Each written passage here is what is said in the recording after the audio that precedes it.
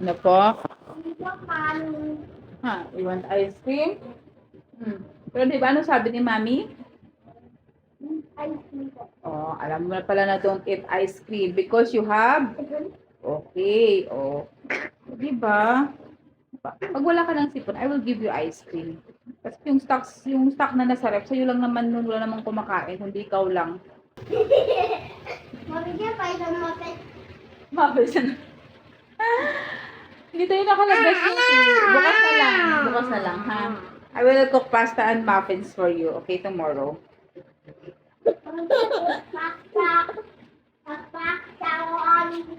You want that? Pasta and muffin. Pasta and muffins? And then yung ice cream, ano yun? What is it, Mami? No.